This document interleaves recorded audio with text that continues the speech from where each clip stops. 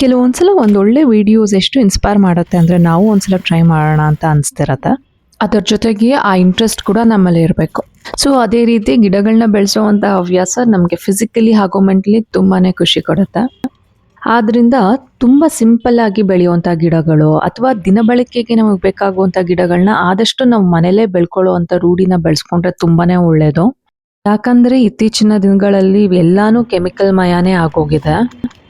ಆದ್ದರಿಂದ ಚಿಕ್ಕ ಪುಟ್ಟ ಗಿಡಗಳನ್ನಾದರೂ ಮನೆಯಲ್ಲಿ ಬೆಳೆಯುವಂತಹ ಹವ್ಯಾಸನ ರೂಢಿಸ್ಕೊಳ್ಳೋಣ. ಈಗ ನೀವು ನೋಡ್ತಾ ಇರೋದು ಕೊತ್ತಂಬರಿ ಸೊಪ್ಪು ಹಾಕೋದಕ್ಕೆ ಪಾಟ್ನ ರೆಡಿ ಮಾಡ್ತಾ ಇರೋದು. ಎಲ್ರಿಗೂ ಗೊತ್ತಿರೋ ಹಾಗೆ ಕೊತ್ತಂಬರಿ ಸೊಪ್ಪೆಲ್ಲ ತುಂಬ ಸಿಂಪಲ್ ಆಗಿ ನಾವು ಮನೇಲೆ ಬೆಳ್ಕೋಬಹುದು. ಪಾಟಲ್ಲಿ ಹಾಕೋದ್ರಿಂದ ಎನಿ ಟೈಮ್ ಕೊತ್ತಂಬರಿ ನಮಗೆ ಫ್ರೆಶ್ ಆಗಿ ಸಿಗ್ತಾನೆ ಇರುತ್ತೆ. ಈಗ ನೀವು ನೋಡ್ತಿರೋ ಹಾಗೆ ಈ ರೀತಿ ಲೈನ್ ಆಗು ಹಾಕೋಬಹುದು, ಇಲ್ಲ ಅಂದ್ರೆ ನಾವು ಮೇಲೆ ಹಾಗೆ ಪಾಟ್ ಮೇಲೆ ಉದುರಿಸ್ಕೋಬಹುದು. ಆರಾಮಾಗಿ ಕೊತ್ತಂಬರಿ ಬರುತ್ತೆ. ಸೊ ಬನ್ನಿ ನೋಡೋಣ ಈ ಕೊತ್ತಂಬರಿ ಸೊಪ್ಪು ಬರೋದಕ್ಕೆ ಸುಮಾರು ಎಷ್ಟು ದಿನ ತಗೊಂಡಿದೆ ಅಂತ.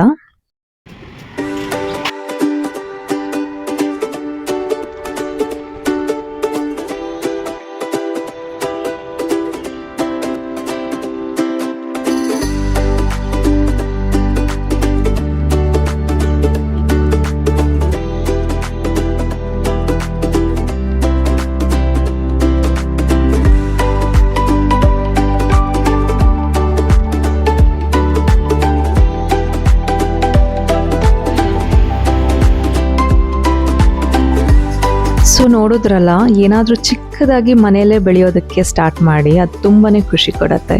So once again happy growing.